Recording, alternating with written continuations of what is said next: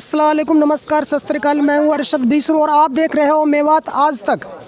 दोस्तों, आज हम पहुंचे हैं विधानसभा क्षेत्र पुनाना के गांव गंगवानी में। यहां पे एक जो गांव का सरपंच, उस पर लगभग 2 करोड़ का गबन का आरोप लगा है। पीछे छोड़ दिया, फर्जी साइन करता, सारा फर्जीवाड़ा इसका। कितने करोड़ों रुपए का इसने मतलब जो है कम से कम 20 करोड़ की प्रॉपर्टी, जबकि इसकी इनकम नहीं है साल की, मतलब 2 लाख रुपए की भी इसने 20 करोड़ रुपए की प्रॉपर्टी, कहीं कोठी, कहीं मकान, कहीं कुछ, कहीं मतलब दुनिया भर का इसने मतलब जो है फर्जीवाड़ा कर रखा है। और ये एक मेवात की सनसनीखेज खबर है और इसके बारे में एक बुजुर्ग से पता करते हैं। ताऊ, क्या नाम है आपका और क्या ये पूरा मैटर है? मेरा नाम रुद्दार है जी, गाँव गंगवानी जी। क्या है पूरा माजरा?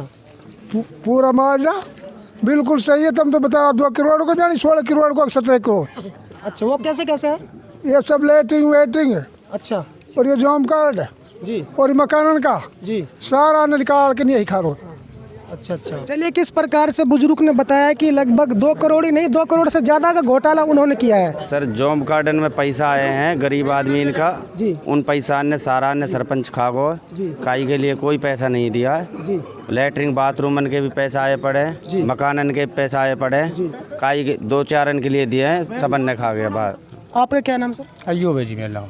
तो आप क्या कहना चाहेंगे इसके बारे में जी? ये है जी, मतलब है किसी को भी कोई पता नहीं था जी।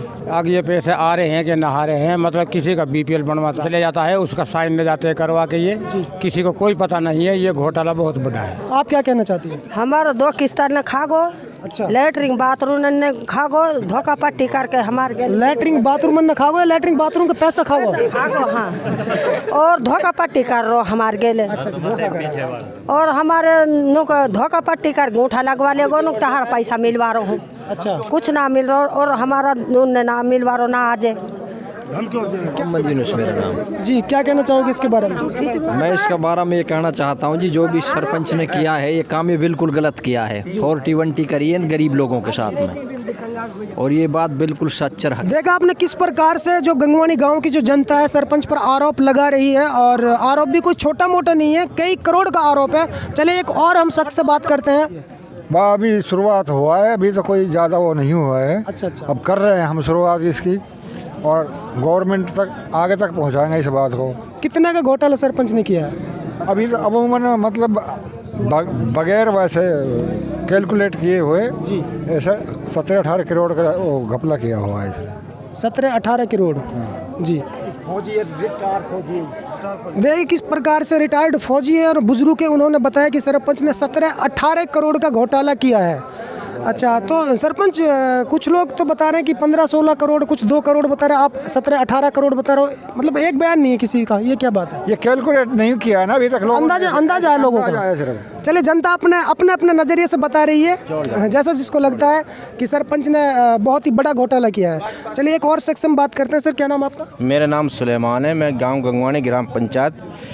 और जो गांव का जो घोटाला हुआ है 584 जॉब कार्ड है, और इसके साथ में 2011 से अन्याय क्या हुआ है कि गांव के आदमियों के साथ बहुत बड़ा धोखा कर रहा है जी। और धोखा इस तरीक़ा से कर रहा, फर्जी यहाँ से अंगूठा लगवा के ले जाता है और फिर वहाँ जाके निकाल जी, क्योंकि ताकि एक्चुअल किसी का फ़ोटो नहीं है और ना कोई गांव का किसी का कोई एक्चुअल नाम बढ़िया है, और गांव गंगवानी का है तो फ़ोटो जाग का लग रहा है। इस तरीक़ा से इसने घोटाला किया है।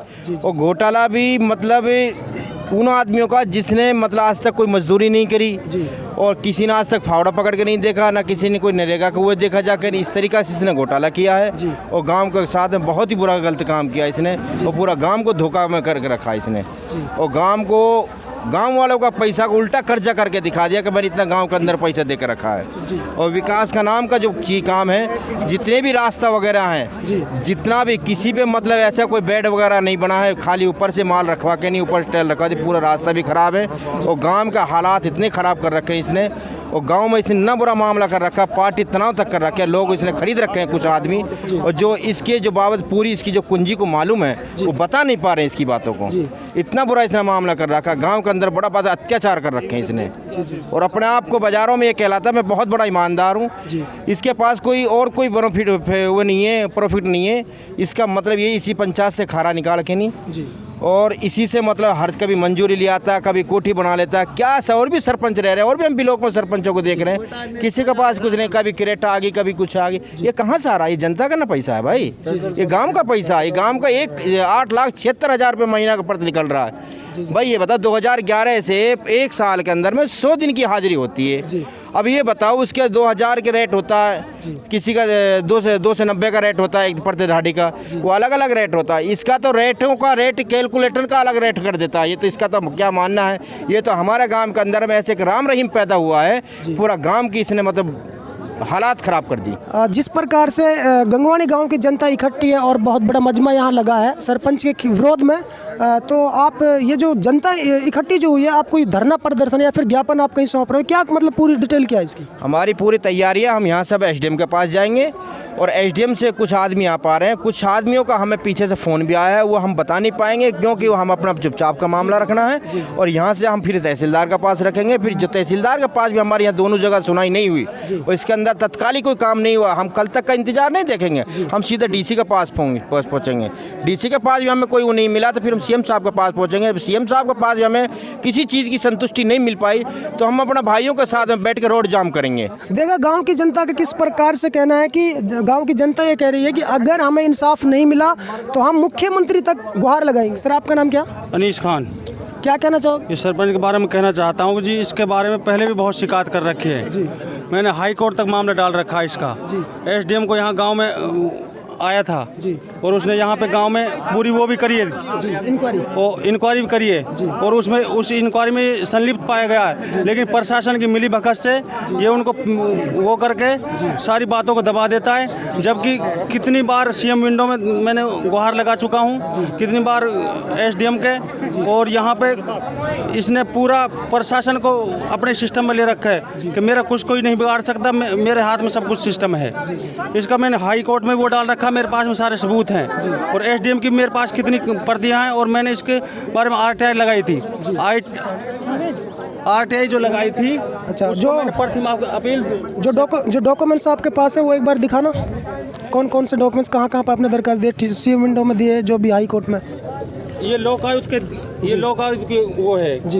ये एसडीएम ने फिर मेरे पास में लेटर भेजा है जी, और उसने इसमें माना भी है कि ये जो गांव के रास्ते हैं इनमें ना कोई नालियां बनाई गई हैं ना कुछ बनाई गई, इसमें वो संलिप्त पाया गया। उसने ये कहा कि जॉब कार्ड के बारे में मेरे पास में कोई पुख्ता सबूत नहीं है, लेकिन अब जो ये जॉब कार्ड के बारे में अभी पुख्ता सबूत है इन लोगों के। सीएम विंडो में जो आपने दी थी वो कहाँ पे?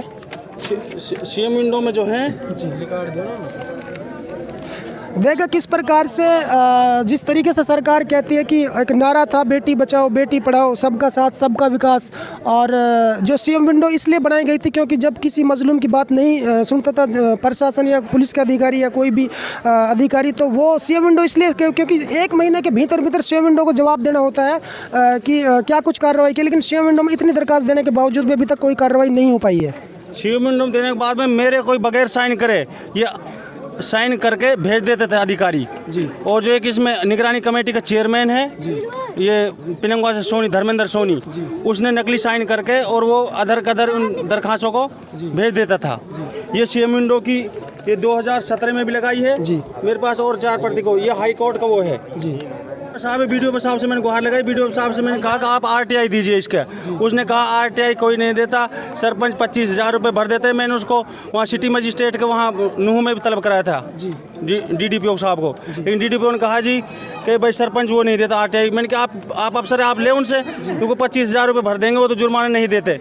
जबकि डीडीपीओ भी इसमें बिल्कुल सम्मिलित है, और एक अजमत जई है वो भी इसमें बिल्कुल इन्वॉल्व है, सेक्रेटरी वगैरह सारे इसमें इन्वॉल्व हैं। और इन लोगों से मैंने कितनी बार कह चुका हूँ, कितनी बार वो करता हूँ, कोई ध्यान नहीं देता। ये अदर कदर आज तक मेरे से किसी भी उस पर जो भी इन्होंने जो कुछ भेजा है उस पर कोई साइन नहीं कराए। तो जो ये घोटाला जो इसमें अजमत जई भी शामिल है? हाँ, अजमत जई भी शामिल है इसमें। अच्छा, चलिए, जो अजमत जई वो इसमें भी शामिल है। उससे अब से लगभग 15-20 दिन पहले एक केस और उनके खिलाफ गुराड़ा गांव से हमारे पास आया था। अजमत जई पर उन्होंने करीब 2-2.5 लाख रुपए का आरोप लगाया था। और अभी जो सरपंच पे बड़ा घोटाला के जो आरोप लगाया जा रहा है, इसमें कहीं ना कहीं जो प्रशासन है उसकी जो कोताही बरती गई है, इसलिए जो पूरा गाँव ये विकास की मांग कर रहा है। अच्छा, जिस प्रकार से अभी अभी एक बुजुर्ग बता रहा था कि वो मरे हुए लोगों के पैसे निकलवाता है, तो वो किस प्रकार से निकलवाता हो? वो इस प्रकार से निकलवाता है कि इसने अपने आप ही खाते बनवा रखे हैं अपने आप, किसी को कुछ पता नहीं है जॉब कार्ड। बहुत से लोगों को ये भी पता नहीं है कि मेरा जॉब कार्ड बना हुआ है, लेकिन उनकी तो तब आँख खुली जब हमने उनको सारे सबूत दिखाए ऑनलाइन निकाल करके कि तुम्हारे इतने पैसे निकाल लिए, तुम्हारे इतने पैसे निकाल लिए। और जो ये कहता है कि भाई ये राजनीतिक वो है, राजनीतिक किसी का कोई इसमें वो नहीं है, सिर्फ ये गरीब आदमियों की, इन आदमियों की सबकी वो है। किसी का कोई राजनीति, कोई आज इलेक्शन नहीं हो रहे हैं कोई भी किसी प्रकार से।